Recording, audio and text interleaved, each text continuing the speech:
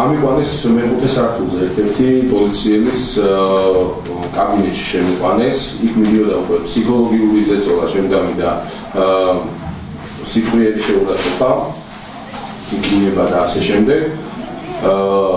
რადგანაც მე მოვითხოვე ადვოკატი, ისევ განიცხადეს უარი და ცინიკურად დამცინეს. შემდეგ გავიდა ეს ორი პოლიციელი გაუძახა ვიღაცას. შემოვიდნენ ფორმაში ჩაცმული სპეც ეკიპირებაში ჩაცმული ნიღბიანი პოლიციელები.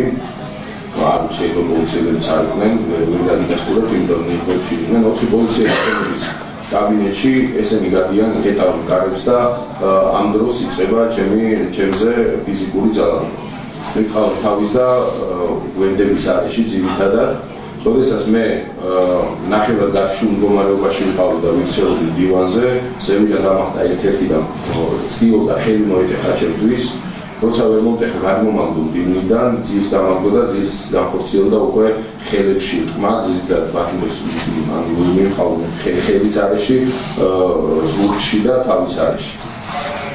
ამის შემდეგ შემოდიან ისევ ის ოთხი პოლიციელი, გაყავთ ისინი და მეუნებიან კიდევ გავიმეორებ. არ ვიცი რა სიტყვობდნენ საერთოდ ჩემგან, არაფერი მოთხოვნა არ ქონიათ, მხოლოდ ძალადობდნენ. შემდეგ ისე მოვითხოვე მე ადვოკატი და სასწრაფო, იმიტომ რომ ცუდად ვიყავი, ვინი შეყევა ხოლმე გული მერეოდა და თავი მეხოოდა. რომ განუცხადე რომ ცუდად ვიყავი, მათ შემომიტანეს პარკი, რომ ერთწია შიგნით და ვარწია შიგნით. მომაწოდეს წყალი, მადლობა უმესწრებს წყალი მაინც მომაწოდეს.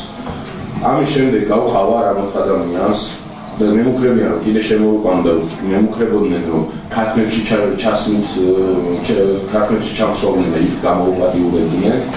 როდესაც ამას მოხდნენ, მე ისევ დაუძახეს გამომძიებას და გამომძიებამ უკვე გააფორმა ოქრო. უკვე ამის მერე ჩავდივარ კაპეზეზე ჩავყავა. კაპეზეზე მე ექიმს განუცხადე რომ სასწრაფო მესაჭიროებოდა, იმიტომ რომ ვერ უძნობდი თავს კარგად, თავი მეხოეოდა და გული მერეოდა, რადგანაც განიცადეს რომ არ გჭირდება სასწრაფო და შემოყვანეს საკითხი.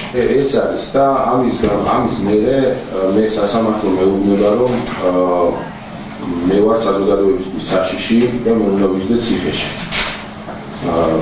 სამწუხაროდ ჩემზე იგზავნეს, მე თავს ვიცავდი და ამის გამო დამაკავეს და ის მოძალადეები, რომლებიც დღემდე გარეთ არიან და არც ერთი ადამიანი არ არის დაკავებული.